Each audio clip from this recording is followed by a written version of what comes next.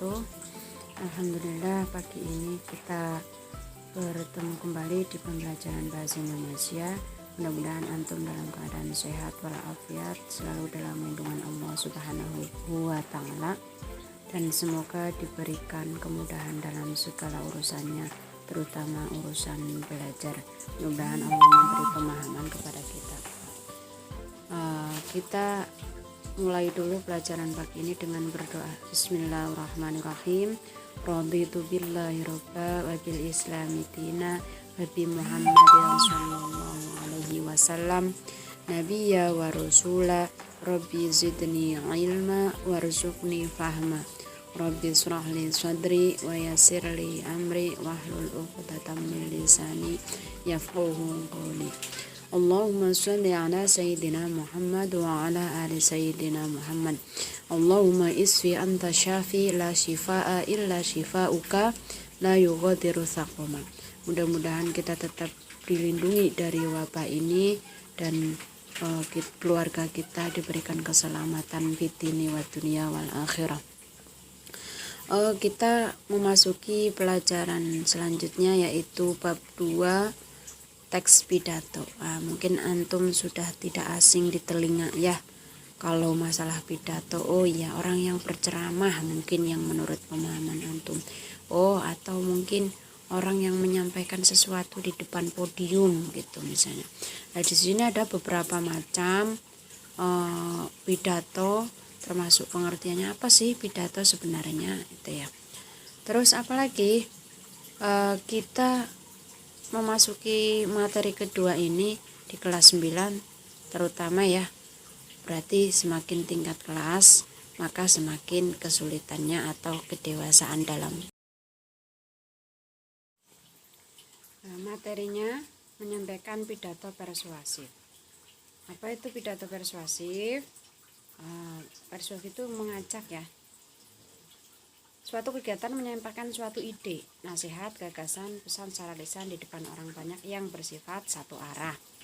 Menyampaikan di depan umum berarti ada yang menyampaikan, ada khalayak ramai atau audiens atau yang mendengarkan para hadirin itu ya. Pidato adalah suatu kegiatan. Pidato persuasif adalah pesan yang disampaikan kepada kelompok khalayak oleh seorang pembicara yang hadir untuk mempengaruhi pilihan khalayak melalui pengondisian, penguatan atau pengubahan tanggapan mereka terhadap gagasan, isu, konsep atau produk. Misalnya menyampaikan kalau orang ini ya politik misalnya menyampaikan apa yang akan dia ajukan, misalnya dia akan mendaftar sebagai DPR atau presiden dan seterusnya, maka dia menyampaikan pidato. Termasuk antum misalnya menyampaikan pidato di kelas. Tujuan pidato persuasif: pembentukan tanggapan, penguatan tanggapan, mengubah tanggapan. Jadi orang beranggapan ya, menanggapi apa isi dari pidato itu. Selanjutnya, metode pidato persuasif ada 4, yaitu serta-merta, menghafal, naskah, dan ekstemporan. Nanti bisa dilihat di buku paket ya, lebih jelasnya yang lebih detail. Ini hanya sekilas secara umum aja. Itu ya, metode serta-merta yaitu spontanitas, yaitu berdasarkan kebutuhan sesaat tanpa persiapan yang cukup. Metode ini dipakai dalam keadaan mendadak atau darurat.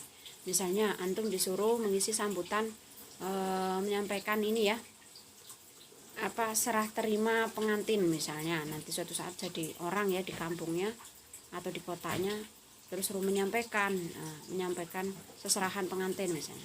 Terus metode menghafal dilakukan dengan persiapan yang matang. Metode ini biasanya dilakukan ketika acara pidato sudah direncanakan dengan baik. Disiapkan dulu, kayak antum misalnya mau sambutan acara satu insan tama sebagai ketua OSIS, itu maka dihafal dulu dan seterusnya. Metode naskah dilakukan dengan membaca naskah pidato yang telah dipersiapkan sebelumnya. Contohnya pidato kenegaraan ya, pidato proklamasi 17 Agustusan itu ya, itu biasanya presiden sudah disiapkan naskahnya. Terus metode ekstemporan dilakukan dengan mengandalkan materi-materi pokok yang akan disampaikan. Ekstemporan tadi ya, materi pokoknya apa? Ditulis secara garis besar, misalnya menyampaikan rencana ke depan negara itu apa, terus peraturan dan seterusnya, atau hukum. Menyimpulkan hal-hal pokok dalam teks pidato. intinya apa nanti akan disampaikan di akhir ketika seseorang itu menyampaikan pidato itu ya. Intinya apa sih, suruh ngapain gitu. Terus menemukan hal-hal pokok dalam pidato. Langkah-langkahnya sebagai berikut. Yang pertama, apa itu langkah yang pertama yang pokok, yang inti dalam pidato itu? Mendengarkan pidato dengan seksama dan penuh konsentrasi pada materi yang akan disampaikan pembicara. Mendengarkan pidato, jadi kalau mau mengetahui pokok isinya apa, ya yang jelas pasti didengarkan dulu ya. Terus yang kedua, dicatat. Setelah didengarkan, dicatat hal-hal yang pokok, yang inti. Gitu ya. Terus yang selanjutnya, menyimpulkan teks pidato persuasif. Nah, apa kesimpulannya, inti dari yang disampaikan itu? Yang pertama,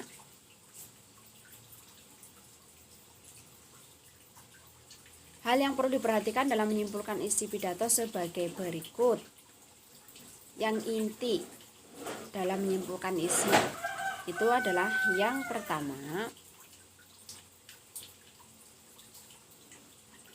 konsentrasi. Yang kedua, memahami isi. Yang ketiga, membuat catatan. Yang keempat, menyimpulkan isi pidato. Catatannya inti, nggak usah dicatat semua ya, jadi pokok-pokoknya saja. Itu untuk menyimpulkan teks pidato. Terus struktur teks pidato persuasif. Semuanya punya masing-masing punya ciri khas termasuk pidato. Apa strukturnya? Yang pertama,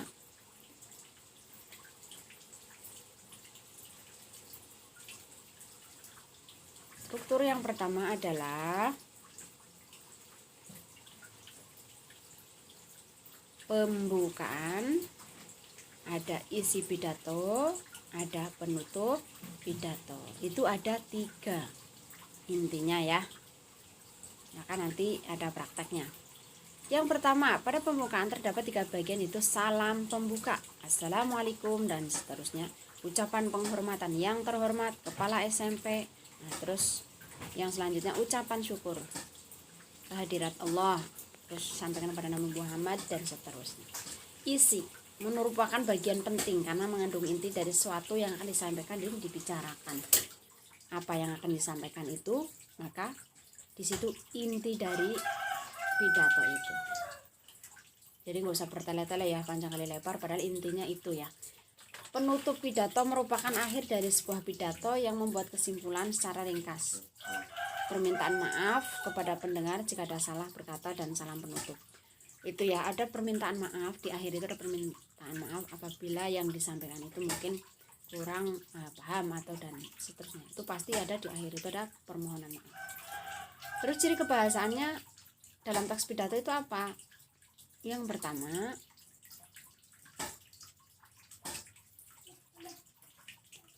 kalimatnya aktif.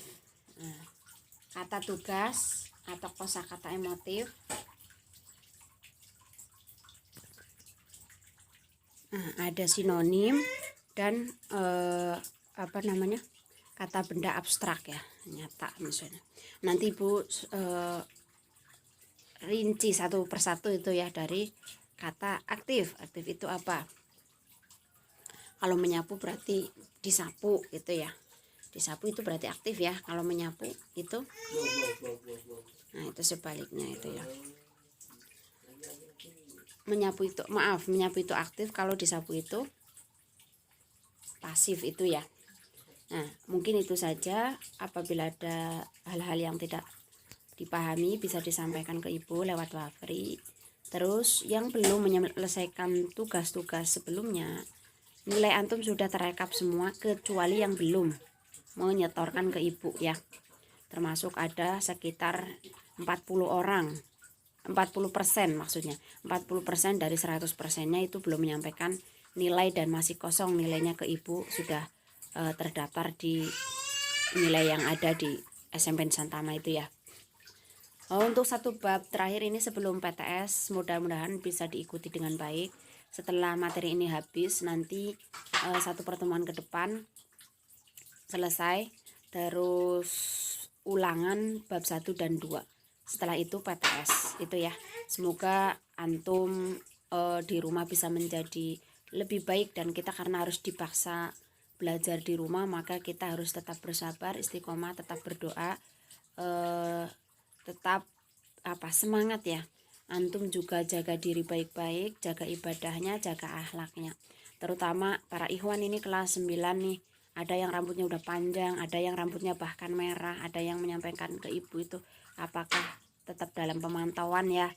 Karena di rumah antum sama orang tua, jadi yang 24 jam memantau adalah orang tua. Bapak ibu guru tidak bisa memantau secara langsung. Akan tetapi ketika ibu melihat ada anak ikhwan kelas 9 ya, yang rambutnya merah lewat di depan ibu, itu tolonglah ya, rambutnya nggak usah, kita bersyukurlah punya rambut merah, nggak usah di putih, misalnya rambutnya hitam atau rambutnya putih atau pirang, nggak usah diwarna-warnain, warna yang asli aja.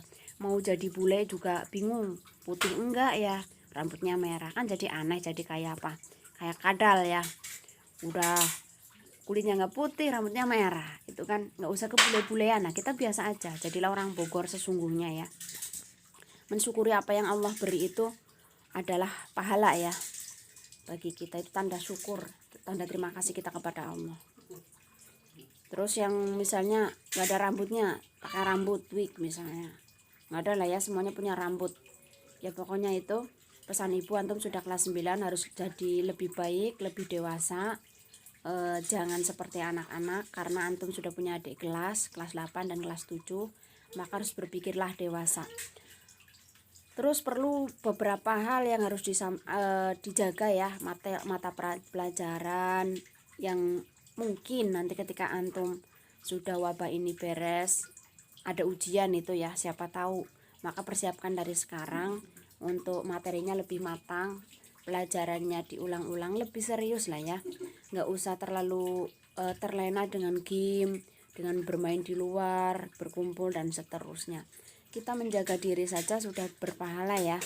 Antum mematuhi peraturan orang tua, omongan orang tua walaupun tidak dipantau bapak ibu guru belajarnya, akan tetapi antum tetap semangat. Mungkin kita itu tidak menginginkan hal ini ya, tapi Allah memaksakan untuk kita menjalani keadaan ini. Maka dari itu semoga di balik semua ini ada hikmahnya, itu pasti. Allah ada rahasia di balik semua ini untuk kebaikan kita, untuk kebaikan SMP kita, untuk kebaikan orang tua kita. Ya, kita lebih mendekatkan diri kepada Allah. Kita lebih tetap istiqomah. Gimana ketika kita di SMP masuk, maka kita harus sholat duha, harus tilawah, sholat berjamaah, terus mengikuti mentoring, fikunisa dan seterusnya. Maka itu adalah untuk menguatkan tauhid, menguatkan keislaman kita, wawasan kita, akhlak kita. Itu ya, Allah a'lam bishawab. Bila taufiq wal hidayah. Kita tutup dulu dengan doa ya. Bismillahirrahmanirrahim. Astaghfirullahaladzim. Subhanakallahumma wa bihamdika asyhadu an la ilaha illa anta astaghfiruka wa atubu ilaik. Assalamualaikum warahmatullahi wabarakatuh. Jangan lupa tugasnya.